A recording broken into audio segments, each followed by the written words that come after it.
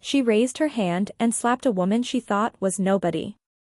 A tired old housekeeper, standing quietly in the corner of a five-star hotel ballroom, wearing a plain gray cardigan while 300 of the wealthiest people in the country sipped champagne around her. That's what Vanessa Cole saw. That's what everyone in that ballroom thought they saw too. The sound of the slap cracked through the room like a gunshot. Conversations stopped mid-sentence. Glasses froze halfway to lips. And in that 1 second of silence, something happened that nobody in that room would ever forget, because 3 people at the front table went pale. Not embarrassed. Not shocked. Afraid. One of them was a senator. One of them ran the largest shipping company on the eastern seaboard. And one of them was the man who owned the hotel they were all standing in. None of them moved to help Vanessa. None of them said a word in her defense. They just stared at the old woman rubbing her cheek, and every single one of them thought the exact same terrified thought. Does she know who she just hit? We're going to rewind 6 months, back to the moment this story actually begins, because to understand why grown men worth more money than small countries were afraid of a woman in a gray cardigan, you need to understand who Eleanor Voss really was before she ever became just a billionaire's mother. And trust me, by the end of this, you'll understand exactly why nobody in that room breathed until she decided what happened next. Daniel Voss built one of the fastest-growing investment firms in the country. By 34, he controlled a portfolio worth more than most Fortune 500 companies. Magazines called him the Quiet Titan because he almost never gave interviews, almost never appeared at galas unless business demanded it, and almost never talked about his family. There was a reason for that last part. And it wasn't the reason people assumed. Everyone who worked for Daniel knew 2 things about him. First, that he was ruthless in negotiations but fair to the people under him. Second, that once a year, without fail, he disappeared for exactly 1 week and told nobody where he went. His assistant of 9 years didn't know. His closest business partner didn't know. Not even Vanessa, his wife of 2 years, knew, though she'd stopped asking after the second time he changed the subject. What none of them knew was that Daniel spent that week in a small house outside the city, sitting across a kitchen table from a woman who cooked her own meals, grew her own tomatoes, and answered the door in slippers. His mother. Eleanor Voss lived alone, modestly, in a neighborhood where nobody knew her last name meant anything. She drove a 12-year-old sedan. She shopped at the same grocery store every Tuesday. If you passed her on the street, you would think exactly what Vanessa thought that night in the ballroom, an ordinary, quiet, aging woman who had lived an ordinary, quiet life. You would be wrong. Catastrophically wrong. Because 30 years before Daniel Voss ever opened his first investment account, Eleanor Voss had already built and lost and rebuilt more wealth and more power than her son would ever know existed, and the world that remembered her had spent 3 decades hoping she would never come back. We'll get to exactly what that means. But first, you need to understand why she buried it. There was one detail about those disappearing weeks that Daniel never questioned closely enough. Every year, right before he left, Eleanor handed him a small envelope containing nothing but a single index card with a date and a location written on it, no explanation, no context. He assumed it was some private ritual of hers, maybe tied to his late father's memory. He never asked. Some part of him understood, without being told, that this was one of the few things about his mother he wasn't meant to fully understand yet. What he didn't know was that the index card marked the anniversary of the day Eleanor had walked away from everything, the exact date, 31 years earlier, when she had signed the final papers dissolving a network of holdings that once touched half the industries in the country. She kept the ritual not out of nostalgia for what she'd lost, but as a private, yearly reminder of what she'd chosen instead. Her son. An ordinary kitchen table. A week where nobody in the world needed anything from her except a cup of coffee and a few quiet hours together. Eleanor had made Daniel a promise the day he was born. She would never let her old life touch his. Not the money. Not the enemies. Not the name that used to make grown men in tailored suits go quiet the moment she walked into a room. So she disappeared into an ordinary life on purpose. She let her son grow up believing his father, who died when Daniel was 6, had left them with nothing but a modest inheritance and a strong work ethic. She let Daniel believe he had built his empire entirely from scratch. He hadn't. Not exactly. But the difference between what Daniel believed and what was actually true was a gap so enormous that if he ever discovered it, it would change how he saw every single thing he thought he'd earned. Eleanor had decided a long time ago that some truths were heavier than her son needed to carry. She thought she had buried that old life so deep it would never resurface. She was wrong.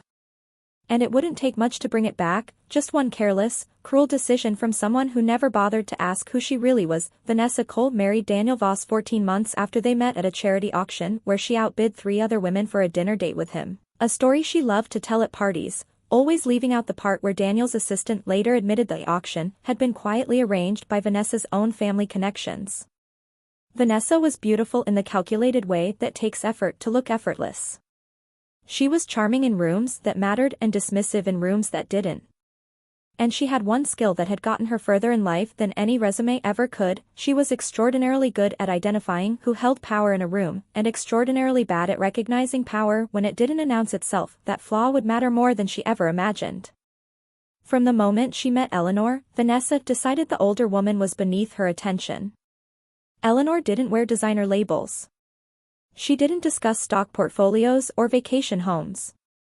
She asked Daniel simple questions like whether he was sleeping enough, and Vanessa found that unbearably embarrassing. "Your mother is sweet," Vanessa told Daniel once, in the tone people use for something they've already dismissed. "But she's a little simple, isn't she?" Daniel had laughed it off at the time. He didn't correct her. Partly because he loved his wife and didn't want conflict.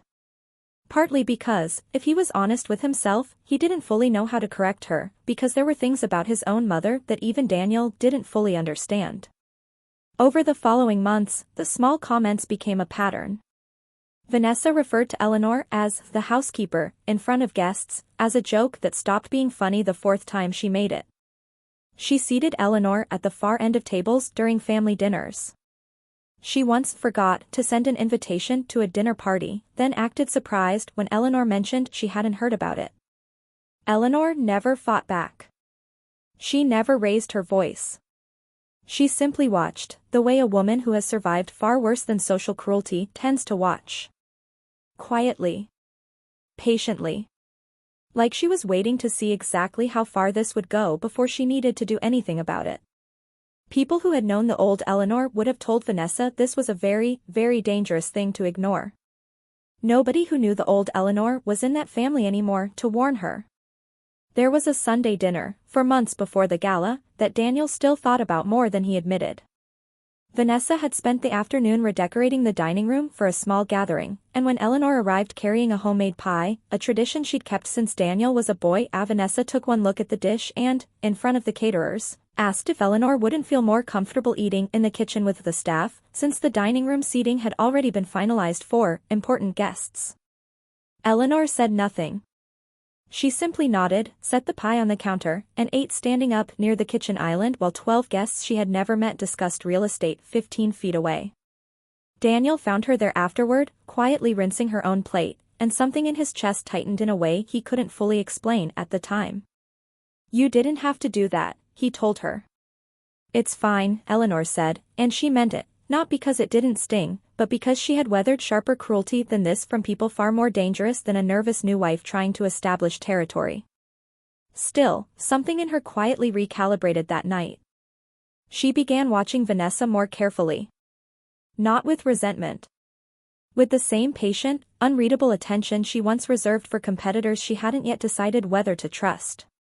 A second incident followed weeks later, smaller but sharper. Vanessa had organized a photo shoot for a lifestyle magazine profiling the new faces of the Voss family legacy, and when the stylist asked whether Daniel's mother would be joining the shoot, Vanessa answered before Daniel could. "She's not really part of the brand," she said, laughing it off as a joke that landed like anything but. Daniel heard about it secondhand, from an assistant who assumed he already knew. When he brought it up that night, Vanessa waved it away. It was one line, "Daniel. You're being sensitive." He let it go. He always let it go, telling himself it was easier than starting a fight over something his mother herself never complained about. What he didn't understand, what almost nobody around Eleanor ever fully grasped, was that she had spent 30 years training herself not to react to provocation, because reacting had once been dangerous in ways this world couldn't imagine. Old instincts, it turns out, don't disappear. They just go quiet, waiting. The tension might have stayed beneath the surface forever, buried under polite smiles and gritted teeth, if not for one event scheduled 6 months after the wedding, the Ashford Charity Gala, the single most important night on the city's social calendar, attended by exactly the kind of people who, 3 decades earlier, would have recognized Eleanor Voss's real name the second it left someone's mouth. Daniel didn't think twice about bringing his mother. She'd attended quiet family events before without incident. What he didn't know, what nobody in his generation knew, was that the Ashford Gala had a much older history than the charity it currently represented. It had, decades earlier, been founded by a small circle of the country's most powerful financial families. Eleanor's family had been one of the founding names. Nobody remembered that now. Except for a handful of people in that ballroom old enough, and connected enough, to still recognize a face that had vanished from public life almost 30 years ago. 3 of them were sitting at the head table that night. And none of them expected to see Eleanor Voss walk through that door in a plain gray cardigan, blending into the crowd like she was nobody at all. The gala was in full swing by 9 o'clock. String quartet in the corner. Champagne towers catching the chandelier light. 300 of the city's wealthiest names circulating through a ballroom dripping in gold trim and quiet, practiced arrogance. Vanessa was in her element. She moved through the room collecting compliments the way other people collect business cards, introducing herself to senators and hedge fund managers with the polish of someone who had rehearsed this exact night in her head 100 times. Eleanor stood near the edge of the room, mostly unnoticed, watching her son work the crowd with the quiet pride only a mother carries. She wasn't there to be seen. She was there because Daniel had asked her to come, and after everything she'd given up to protect his ordinary life, she'd learned to treasure the small, ordinary moments of simply being near him. She had no idea that 3 tables away, a man named Richard Ashford, heir to the very foundation hosting the gala, 71 years old, silver-haired, and until that moment thoroughly enjoying his champagne, had just looked across the room and gone completely still. His fork stopped halfway to his mouth. He set it down slowly, like a man trying not to startle something dangerous, and leaned toward the woman beside him. "Is that a?" he started, then stopped himself, because saying the name out loud suddenly felt like summoning something he wasn't ready for. He wasn't the only one who noticed. 2 tables over, a shipping magnate named Harold Pierce felt his stomach drop the moment he recognized the woman in the gray cardigan. He hadn't seen that face in 28 years. He'd hoped, genuinely, desperately hoped, that he would never see it again. Neither man said a word to anyone. They simply watched. Waiting. Hoping this was a mistake. Hoping it was someone who merely resembled a woman they remembered from a different lifetime, a woman whose name alone used to be enough to end careers with a single phone call. Richard leaned toward Harold under the cover of the string quartet's next number. "Tell me you don't see what I see." "I see it," Harold muttered, not looking up from his plate. "Don't stare. Don't point. Don't do anything until we know why she's here." "What if she's here for us? After 28 years? Harold's jaw tightened. "If she wanted something from us, we would have heard from her lawyers years ago, not found her standing by a dessert table in a cardigan." Neither man was fully convinced by his own reasoning. Both of them kept glancing toward the far side of the room every few minutes for the rest of the hour, the way people check on a sleeping animal they aren't sure is actually asleep. They didn't yet know it was about to get much, much worse. Vanessa had been drinking. Not recklessly, just enough to loosen the careful composure she usually kept locked in place, enough to let 3 months of simmering resentment rise closer to the surface than she intended. It started small. Eleanor, standing quietly near the dessert table, gently mentioned to a passing guest that Vanessa's dress reminded her of one she used to own many years ago. It was an innocent comment. A grandmother-ish observation, nothing more. But Vanessa, catching the tail end of it from across the room, misheard it as something else entirely. She heard a used to own and, fueled by champagne and months of quiet contempt, decided her mother-in-law was mocking her in front of guests, implying her dress was cheap, or dated, or beneath the room. She crossed the ballroom with a fixed, brittle smile, the kind people wear right before they say something they can't take back. "I'm sorry," Vanessa said, loud enough for the small circle of guests near Eleanor to hear. "Did you just compare my Ashford gown to something from your closet?" Eleanor blinked, confused. "I only meant..." "You meant to embarrass me," Vanessa cut in, voice rising, the champagne doing exactly what champagne does to restraint. "Again. In front of everyone. Just like you always do." Daniel, 20 feet away deep in conversation with a client, hadn't yet noticed. Nobody had time to warn him. "Vanessa," Eleanor said gently, the way you'd calm a frightened animal, "you're making a scene over nothing." That word, nothing, landed like a spark on gasoline. "Nothing?" Vanessa's voice cracked through the ballroom now, drawing heads from 3 tables away. "You've treated me like nothing since the day I married your son." The housekeeper act. The little comments. "I am done pretending you're some sweet old woman who doesn't know exactly what she's doing." And before anyone could stop her, before Daniel even turned around, before Richard Ashford could rise from his chair, before Harold Pierce could do more than half stand in horror, Vanessa's hand came up and struck Eleanor Voss across the face. The sound cracked through the ballroom. Every conversation in a 30-foot radius died instantly, and at the head table, 2 of the most powerful men in the city watched the color drain from their own faces, because they understood something that Vanessa, flushed with anger, chest heaving, hands still raised, had absolutely no idea about. She had just struck a woman who, 30 years ago, could have ended both of their careers, their families' fortunes, and quite possibly their freedom, with a single phone call.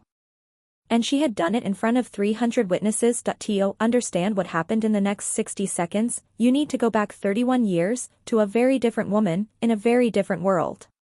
Before she was Eleanor Voss, quiet widow and doting grandmother-in-waiting, she was Eleanor Ashcroft, the name Richard Ashford had almost said out loud before catching himself.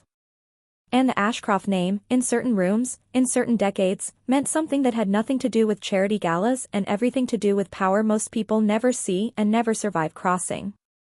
Eleanor's father had built one of the country's most influential private investment consortiums, not a bank, not a public company, but something closer to a shadow institution that quietly decided which companies survived recessions and which ones didn't. When he died unexpectedly, Eleanor, only 26 at the time, and the only child willing to step into a world built for men twice her age, didn't inherit a company. She inherited a war. Rival investors, sensing weakness in a young woman taking control of billions, moved fast to dismantle everything her father built. What they didn't understand was that Eleanor had spent her entire childhood in boardrooms most heirs never entered, absorbing lessons most heirs never learned. Within 18 months, she hadn't just defended her father's empire. She had expanded it, quietly consuming 3 of the very firms that tried to destroy her. By 30, Eleanor Ashcroft controlled financial leverage over industries most people never think about: shipping, private banking, resource extraction, even portions of early technology infrastructure. Before most people understood what technology infrastructure was, she became known, in the small, closed rooms where this kind of power actually operates, by a name that wasn't hers. They called her the Quiet Hand, because Eleanor never sought headlines, never gave interviews, never appeared on a magazine cover. She worked entirely behind closed doors, and yet everyone who mattered in that world knew that if the Quiet Hand decided your company was finished, it was finished. Richard Ashford's family had once tried to outmaneuver her in a hostile takeover. It cost his father nearly everything, and it was only Eleanor's decision to show mercy, a decision nobody understood at the time, that let the Ashford name survive at all. Harold Pierce's shipping empire existed today only because, 28 years earlier, Eleanor had personally intervened to save it from bankruptcy during a crisis his own father caused, on the condition that the Pierce family never speak publicly about who had bailed them out. They had kept that secret for nearly 3 decades. There was a third man in that ballroom who recognized her too, though nobody noticed him at the time, an elderly attorney named Walter Grimes, sitting quietly near the bar, who had once drafted contracts for Eleanor Ashcroft's holding company back when he was a junior associate fresh out of law school. He remembered the way senior partners at his old firm used to lower their voices whenever her name came up in meetings, the way deals that had been stalled for months would suddenly move within days of her office placing a single call. He remembered, most vividly, a boardroom in his 20s where a rival executive had tried to publicly humiliate her during a negotiation, and how, 3 weeks later, that executive's own company no longer existed in any form he recognized. Nobody ever proved Eleanor had orchestrated it. Nobody needed proof. Reputation, in that world, did the work reputation is built to do. Walter didn't approach the head table that night. He simply watched, the way a man watches lightning from a safe distance, quietly grateful he had never been foolish enough to be on the wrong side of a woman like that. Both men owed their family fortunes to a woman most of the room thought was a housekeeper in a gray cardigan. And now that woman was standing in the middle of the Ashford Gala with a red handprint blooming across her cheek, while 300 people who had no idea what they were witnessing waited to see what would happen next. Why did she disappear? That's the question you're probably asking right now, and it's the right one. 15 years before this night, at the absolute height of her influence, Eleanor Ashcroft made a decision that shocked every single person who had spent a career fearing her. She walked away. Not because she lost. Not because she was forced out. She walked away from an empire worth more than most nations' GDP, voluntarily, quietly, in the space of a single week, liquidating positions, dissolving partnerships, severing decades of relationships, because 6 months earlier, she had discovered she was pregnant with a son she desperately wanted to raise in a world that power like hers could never touch. She had seen what that world did to people. She had seen colleagues lose marriages, lose children, lose themselves entirely to the endless war of staying on top. She had made more enemies than friends, and she understood, with brutal clarity, that no child should grow up as a target because of decisions his mother made before he was born. So she erased herself. She changed her name legally to her late husband's, a man from a modest background who had loved her before the world knew who she was, and who died before he ever got to see how completely she rebuilt her life around protecting their son. She moved to a quiet neighborhood. She learned to live small. She let the world that once feared her assume she had died, or retired into total obscurity, or simply vanished the way old money sometimes does. For 30 years, it worked. Until one moment of unchecked cruelty in a hotel ballroom threatened to unravel all of it. Eleanor didn't cry. She didn't raise her voice. She stood perfectly still for a moment, one hand resting against her stinging cheek, and looked at Vanessa with an expression that had nothing to do with anger. It was something closer to disappointment. The kind of disappointment reserved for people who don't yet understand the size of the mistake they've just made. Daniel arrived at a dead sprint, pushing through stunned guests, face white with disbelief. What happened? Mom, are you? I'm fine, Eleanor said quietly, still looking at Vanessa. At the head table, Richard Ashford was already on his feet, moving toward them with an urgency that confused everyone around him who had no context for why a man of his standing would rush across a room for a woman most of them had never noticed before tonight. Mrs. Voss, Richard said, arriving breathless, voice unsteady in a way none of his employees had ever heard. I had no idea you would be here tonight. I would have. Richard, Eleanor said simply, and the sound of her using his first name so calmly seemed to physically unsettle him.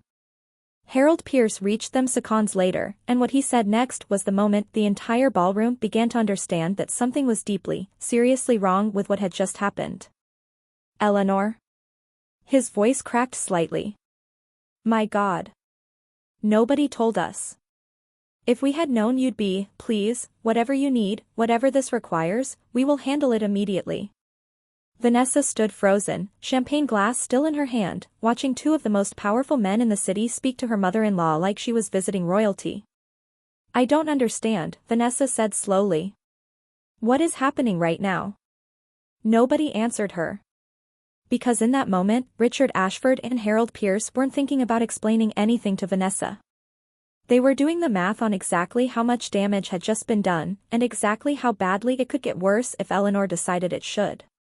Daniel, still holding his mother's arm protectively, looked between the two men and his mother with growing confusion.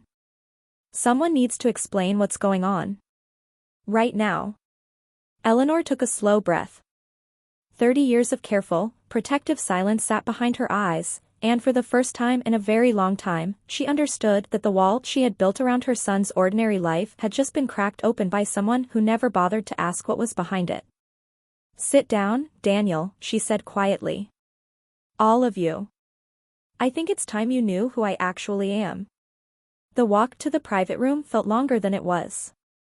Guests parted instinctively as the small group moved through the ballroom, sensing, without knowing why, that something significant was happening and that it wasn't their place to ask. Vanessa trailed slightly behind, still holding the champagne glass she'd forgotten was in her hand, watching the back of Eleanor's gray cardigan as if seeing it for the first time, noticing, oddly, how straight the older woman's posture was, how deliberate every step seemed, nothing at all like the small, unassuming shuffle Vanessa had unconsciously assigned to her months ago. A hotel manager, recognizing Richard Ashford's urgency, hurried ahead to unlock a private lounge usually reserved for board meetings and quietly closed the door behind the five of them, sealing off 300 guests' worth of whispered speculation on the other side of it. They moved to a private room off the ballroom, away from the growing whispers of 300 guests who understood, even without details, that they had just witnessed something enormous. Daniel. Vanessa, pale and silent now. Richard Ashford. Harold Pierce. And Eleanor, sitting with the same quiet composure she'd carried her entire second life. 31 years ago, Eleanor began, before I was your mother, before I was anyone's housekeeper joke, she glanced, briefly, at Vanessa, who flinched. I controlled financial interests across 4 industries. People who wanted to survive in certain rooms learned my name before they learned their own competitors' names. Daniel sat frozen, staring at his mother like he was meeting a stranger wearing a familiar face. You told me Dad built everything, he said quietly. You told me we started with nothing. Your father built his own honest, modest life, Eleanor said. And when I met him, I chose to build mine around his, instead of the other way around. Everything you have accomplished, Daniel, you accomplished yourself. I made sure of that. I never touched your accounts. I never called in a favor on your behalf. Not once. I wanted you to build something real, something that was entirely yours, in a world I made sure never knew whose son you were. Why? Daniel asked, voice cracking. Why hide it from me? Eleanor's eyes softened. Because power like that doesn't just open doors, Daniel. It paints a target on everyone you love. I watched people I respected lose their families to it. I decided, before you were even born, that you would never have to carry that weight. I gave up an empire so you could have an ordinary childhood. Richard Ashford spoke up, voice still unsteady. Mrs. Voss, Eleanor, if we had known, none of this would have happened tonight. My family owes yours a debt we can never fully repay. I know, Eleanor said simply. I don't understand any of this, Vanessa finally said, her voice small in a way nobody had heard from her before. Investment consortium. 4 industries. What does that even mean? What was your family's company called? It doesn't matter what it was called, Eleanor said. It doesn't exist under that name anymore, and it shouldn't. What matters is that for a long time, a lot of powerful people built careers and fortunes assuming they would never have to answer to me again. Some of those people are sitting at this table right now. Richard shifted uncomfortably. Eleanor built the framework that half the private lending market in the state still quietly runs on. My father used to say there were 3 kinds of people in this business, the ones who worked with Eleanor Ashcroft, the ones who worked against her, and the ones who didn't survive long enough to have an opinion. Richard, Eleanor said, a note of warning in her voice. It's true, and they deserve to know it, Richard pressed, some old, buried respect surfacing in his tone. I was 26 years old when my father nearly lost everything trying to outmaneuver her. She could have finished us in a week. She chose not to. I've spent my entire career trying to understand why, and I still don't fully know. Harold Pierce leaned forward. The shipping division still operates under principles you set decades ago. If you ever wanted back in, there isn't a boardroom in this city that wouldn't. I don't want back in, Eleanor said, and for the first time that night, there was steel in her voice. I want the people at this table to understand something clearly. I didn't come back tonight to reclaim anything. I came because my son invited his mother to a party. That's all this ever was for me. She turned, finally, to Vanessa, who had said nothing this entire time, staring at the floor like a woman watching her entire understanding of her own life collapse in real time. You didn't slap a housekeeper tonight, Eleanor said, quiet and even. You slapped a woman that half this room built their fortune standing on the shoulders of. Not because I wanted power over you. I never wanted power over anyone in this family. I wanted quiet. I wanted normal. And for 30 years, I got exactly that, until the moment you decided I was small enough to hit in front of 300 people. Here's what makes this story different from the version you're probably imagining right now. Eleanor didn't destroy Vanessa. She didn't pick up a phone and unravel her life the way, decades earlier, she might have unraveled a rival corporation in an afternoon.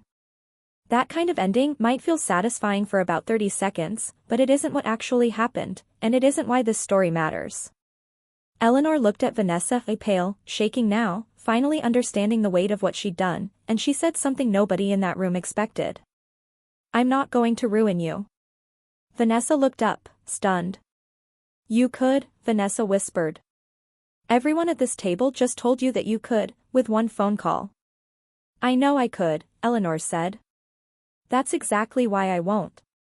I spent 30 years walking away from a world where people settled things that way. I'm not going back to it because you made a cruel mistake fueled by champagne and insecurity. She paused, and when she continued, her voice softened just slightly. But you need to understand something about respect, Vanessa. It isn't something you extend only to people whose power you can see. Real character is how you treat someone when you believe they have absolutely nothing to offer you. You failed that test tonight, in front of everyone who matters in this city. That failure is going to follow you far longer than any phone call I could make. Vanessa's eyes filled with tears, not of fear anymore, but something closer to genuine shame, the kind that doesn't come from getting caught, but from finally seeing yourself clearly. I'm sorry, she said, and for the first time in the entire relationship, it sounded like she actually meant it. I judged you before I ever really looked at you. That's not who I want to be. Eleanor studied her for a long moment. Then don't be. Nobody in this room is asking you to be perfect, Vanessa. We're asking you to be better than you were tonight. Daniel, still absorbing everything, finally spoke. Mom, what happens now? Does this get out? The press, everything? That depends on the people in this room, Eleanor said, glancing at Richard and Harold. I'd prefer it stayed exactly where it happened. I didn't come out of hiding to become a headline. I came to it because my son's marriage needed a wake-up call before it turned into something none of us could fix later. Richard nodded immediately. Nothing leaves this room. You have my word, and frankly, my gratitude. You had every reason tonight to remind this entire city exactly what you're capable of, and you chose not to. That's not power, Eleanor said quietly. That's just restraint. They're different things, and it took me most of my life to learn the difference. Vanessa looked at her, something shifting behind her eyes. How do you learn that? The hard way, Eleanor said, with the faintest, tired smile. The same way everyone does. The story of what happened at the Ashford Gala spread through the city's elite circles within days, not the full truth. Most people never learned Eleanor's real history, but enough was whispered that the Voss family suddenly carried a different weight in rooms that mattered. Daniel spent weeks afterward in a strange, quiet grief, not for a loss, but for the version of his own life story he'd believed for 34 years. He asked his mother question after question, filling in the outline of a woman he thought he already knew completely. Why didn't you ever tell me, even privately, he asked her one evening, months later, sitting at her kitchen table the way he had every year during his disappearing week. A tradition, he now realized, that had always been about protecting this exact secret. Because the moment you knew, Eleanor said, you would have carried it. Every decision you made, you would have wondered if it was really yours, or if my shadow was somewhere behind it. I wanted you to know, with absolute certainty, that everything you built was yours alone. It would have been nice to know my mother used to be one of the most powerful people in the country, Daniel said, half smiling now. Eleanor smiled back, tired but genuine. You already knew your mother was powerful, Daniel. You just thought it meant something different than it did. There was a harder conversation too, one that took longer to have. Daniel spent an evening quietly reviewing old company records, old contracts, old introductions that had opened doors for him at critical moments early in his career, a meeting with an investor here, a lucky reference there, searching for some hidden hand of his mother's guiding things from the shadows. He needed to know if his success had ever secretly belonged to someone else. He found nothing. Every deal traced back to his own work, his own late nights, his own risks taken and survived. When he told Eleanor what he'd been doing, she wasn't offended. "I would have done the same thing," she said. "I'd have wanted proof too." "I found it," Daniel said quietly. "It's mine. All of it." "I know," Eleanor said. "I made sure of that before you were even old enough to walk." For the first time since the gala, Daniel felt something settle in his chest that had been unsteady for weeks, not just relief, but a strange, new kind of pride. He hadn't just built an empire on his own.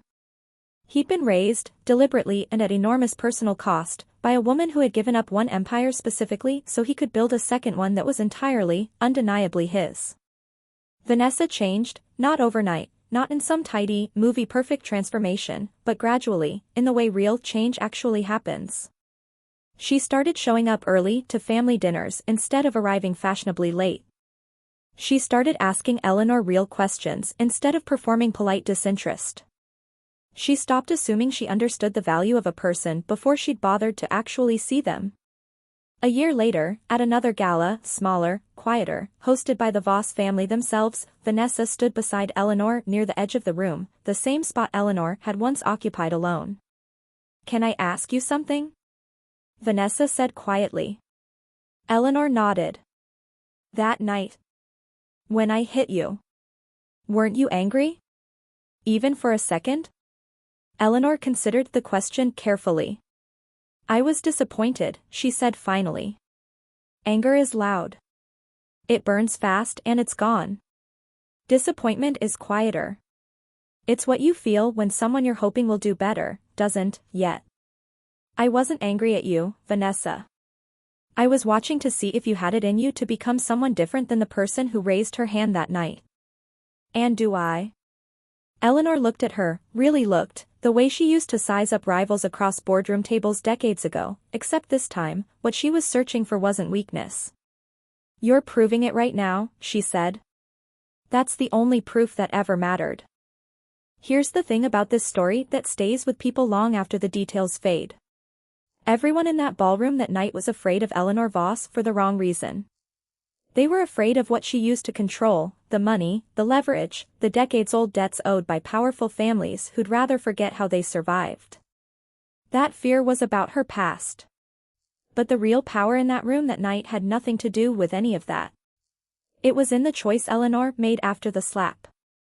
The choice not to destroy someone who had wronged her, even though she had every tool available to do exactly that. The choice to answer cruelty with a lesson instead of revenge. That is a much rarer kind of power than money ever buys, and it's the only kind that actually changes people. Vanessa didn't learn to fear Eleanor that night. She learned to respect her, which, in the end, is the only outcome that ever actually lasts. So the next time you're tempted to measure someone's worth by what they're wearing, or where they're standing in a room, or how quiet and unassuming they seem, remember Eleanor Voss, standing in a plain gray cardigan at the edge of a ballroom, holding 30 years of quiet, deliberate power behind a face nobody bothered to really look at. Think about how many people like her might already be standing quietly in your own life right now, a neighbor, a coworker, a relative you've decided isn't worth your full attention, simply because they've never given you a reason to think otherwise. Power doesn't always announce itself. Sometimes it waters tomatoes on a Tuesday morning and drives a car that's 12 years old. You never really know who you're standing next to. And the people who understand that, the people who choose kindness anyway, whether someone seems powerful or not, those are the ones who end up commanding the most respect of all. Because in the end, Eleanor Voss didn't need anyone in that ballroom to fear her. She'd spent 30 years walking away from a life built on fear, one deliberate, quiet choice at a time. What she wanted, what she'd always wanted, was simply to be seen as a person before she was judged as anything else. That night, for the first time in a long time, she finally was.